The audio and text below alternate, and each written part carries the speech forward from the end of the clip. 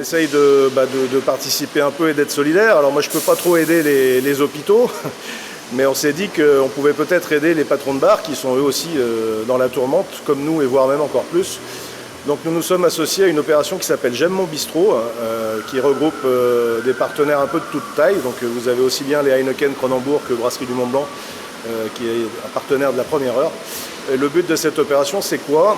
Eh bien, en fait, c'est une plateforme sur Internet et les gens peuvent aller sur cette plateforme et avancer 10 euros, 20 euros, la somme qu'ils souhaitent, à leur bistrot préféré.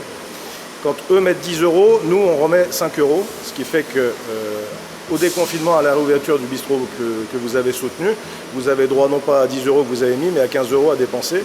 Donc c'est un petit avantage pour vous, même si je suis certain que les gens ne le feront pas dans cet esprit-là. Après, pour le bistrot, c'est important aussi parce que ça va lui amener un petit peu d'argent frais avant les échéances d'avril, où beaucoup de gens ont à payer les charges et les salaires et n'ont pas encore touché les aides de l'État.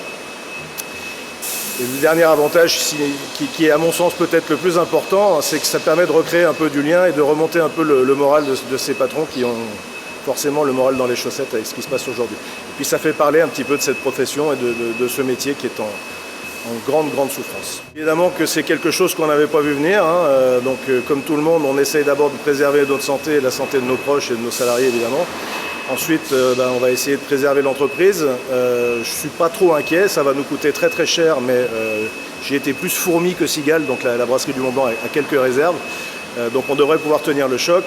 Et ensuite, quand on se projette un petit peu plus loin, je suis même plutôt optimiste parce que ce que l'on vend, nous, c'est quoi? C'est justement toutes les valeurs qui seront en vogue demain, je pense. En tout cas, ce sont des bières qui sont bonnes, qui ont du goût, qui sont naturelles, qui sont citoyennes, qui sont locales, etc. Donc je pense que demain, encore plus qu'aujourd'hui, nous aurons le plébiscite des consommateurs. En tout cas, je l'espère.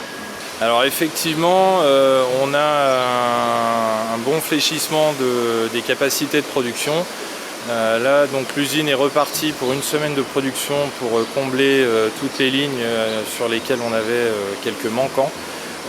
Mais l'usine ne tourne pas à plein régime, effectivement. La brasserie souffre beaucoup, on a à peu près 60% d'effondrement de nos ventes. Donc on fait le dos rond et on attend que ça passe. Comme tu peux voir autour de toi, l'activité est en train de reprendre tout doucement, c'est-à-dire que normalement on travaille en 3-8, là on travaille quelques jours par semaine, ce qui permet à tout le monde de venir un peu travailler et de participer à l'effort à la brasserie. Et puis c'est vrai que la plupart des salariés de la brasserie sont assez contents de sortir de la maison pour venir bosser. Donc on s'organise comme ça, on a pris évidemment toutes les mesures de masques, etc., de gestes barrières.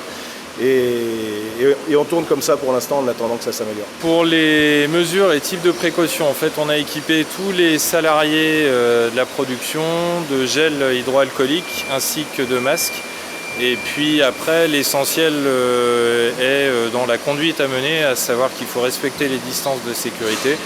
Et puis c'est effectivement du bon sens, c'est-à-dire tout ce qui peut présenter un doute ou sur lequel on n'est pas sûr au niveau des manipulations, c'est de les désinfecter au préalable. Voilà.